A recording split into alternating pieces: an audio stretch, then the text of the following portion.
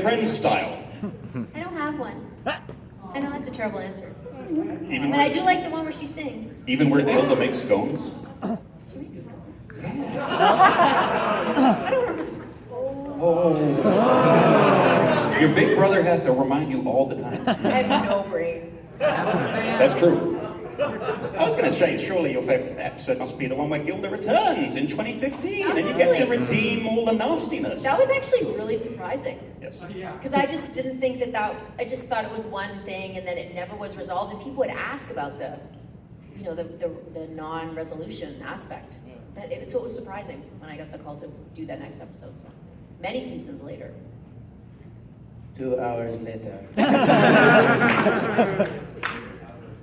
My favorite, I really enjoyed doing Feather Bangs just because.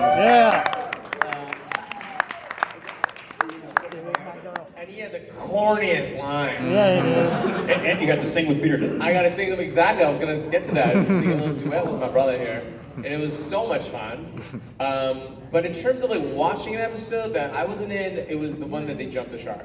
What was that one? The last episode. Episode 100. Where they put a picture of Slice of life. Yeah, that's the one, Slice of Life. That one was crazy. I was gonna say that. Were you? I just saw it. The 100th episode. The 100th episode. That was a fun one. Well, I really liked Party of One. I like Party of One. That's a classic.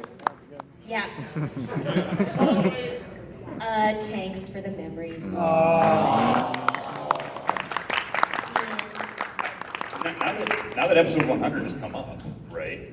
So Andrea played, different characters in that episode. And now that all of you seen that episode, I hope. No? Yeah. Well, okay. So basically, Larson wrote everything from a fan's perspective, all the fan characters, all the fan canon, and all that stuff. So basically, if you have seen it, what was your opinion of that episode, if you weren't in it or if you were in it, that all of this stuff is happening in the background of the main six that the main six doesn't really realize is going on? What did you think of that? Oh, it was a blast. Apparently stuff that happens every day in Ponyville. Everyday Pony. Yeah, it was so fun. It was so fun to work on. I had a whole nother character, and that got cut. Really? Yeah. Tell us about it. Speak! I don't know. I was really excited about it because it was a ridiculous voice, and I can't quite remember it. And our voice director Terry said, "You're not doing that voice, And I was like, "I'm doing it." And then it got cut. So yeah, he was right. Do you remember what the character was at all?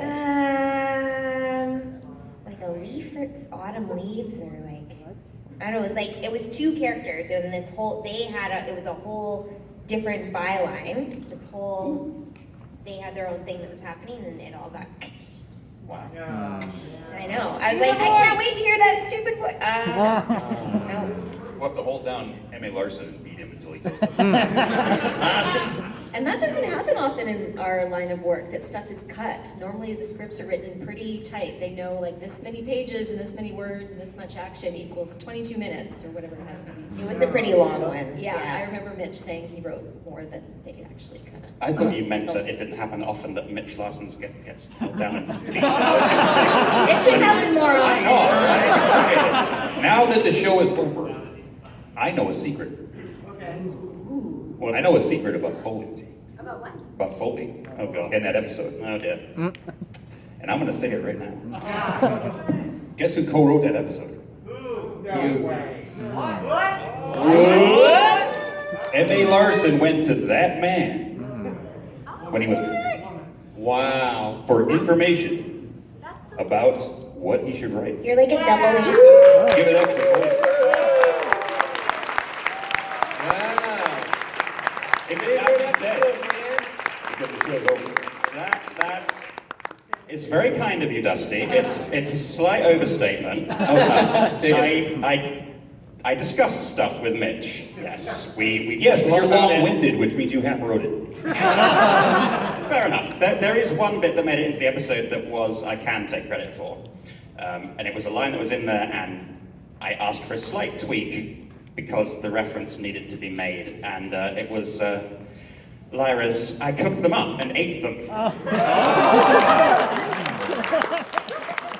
when I saw that in the episode, I just about leapt out of my chair and went, yes!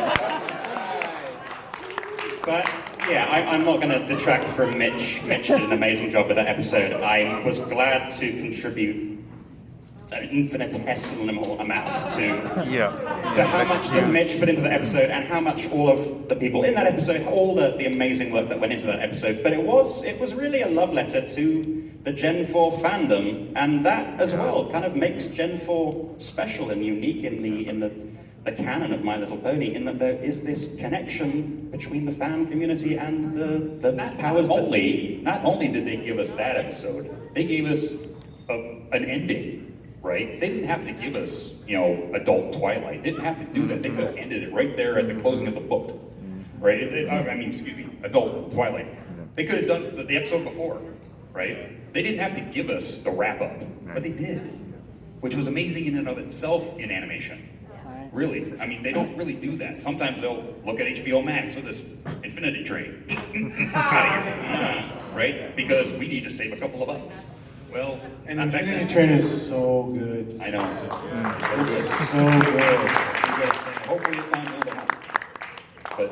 But look at companies nowadays, HBO Max, we need a tax write-off. Let's just throw all these people under the bus. Disney, the Owl House. They didn't do that with G4. The Owl House is getting an ending. Yes, but they didn't do that with G4 back then. They gave us our ending, and I'm really happy for it. Yeah, I wanted to talk about the ending. I also wanted to talk, of course, about the experience of seeing the ponies where they belong on the big screen with the Gen 4 film. Yes! 2017. But we're running a little short on time, so I do want to ask how the ending of the show affected you. Not just in terms of, well, this is no longer a job that you're working on, but how did it impact you? And doubly so for those of you who worked on it, recording the lines, but also then witnessing it when it came out much later on. There was a big gap between those two things. Right. I mean, there always is, right? They have to animate the thing. So knowing how it ended and knowing all this stuff and continuing to go to cons, being like, it's not going to be out for 8 months or a year or whatever, 9 months probably, about the same time to have a baby. But that was hard. It was like, you're always kind of tracking, okay, where are we? Like, what's airing and what am I allowed to talk about? But knowing that, like, I can't say anything about the end. Right. That was That's tough. hard. Especially when we were so sneaky asking questions. I thought it was a really bittersweet session, right? To be in the room when we were doing it. I think we were all still having a good time, but I don't know, I felt a real energy of sadness. Oh yeah, definitely. I was just so surprised. I was like, they're ending it? Why? I was a bit confused. I really was.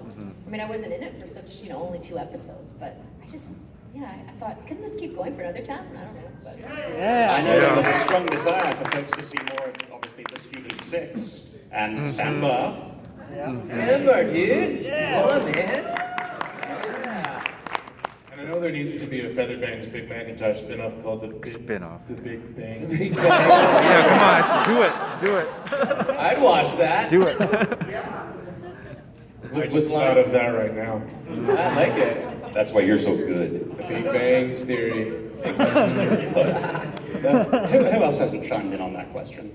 Dusty, how about you? Yeah, what did it feel like for the show? Oh, I cried my eyes out.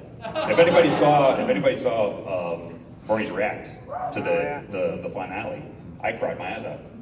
Because it's been such a big part of my life, and I've met so many wonderful people that are still my friends to this day. Big bro, little bro. It was such a big part of my life, and I know I'm old, but it was still a quarter of my life was the show, and it controlled everything I did for a decade. Pretty much. I was either doing my show, or I was interviewing these guys, or I was going to a convention, I was entertaining you, doing a charity auction, or whatever. And I was like, it can't end. Right. I enjoy it so much, it can't end. And it won't end, as long as it's here, right? As long as it's Right. out there. Whatever comes, G5, G6, G7, whatever, G7, Pony life. pony life, pony life. Whatever happens, whether you like it in that form or you like it in this form, whatever, pony doesn't die. Everfree forever! Yeah! That is, I think, a really lovely note to end it on, unless any of you have anything you would like to offer. Final thoughts on Gen 4, final thoughts on Pony. Andrea? Happy to be here. Nice to see you. What are you doing after this? Are you going to autographs? Autographs is Let's next. see some 1:30. autographs. 1:30, you'll see all these people over there at Yeah. autographs, so make sure you Please do. get over there. So I need to let these people go, but how about another huge I round don't know of if I applause for our remember. wonderful guests here for the Gen 4 Retrospective panel. I hope you all enjoyed yourselves. Give it up, please, for Kelly Sheridan, Andrea Lee,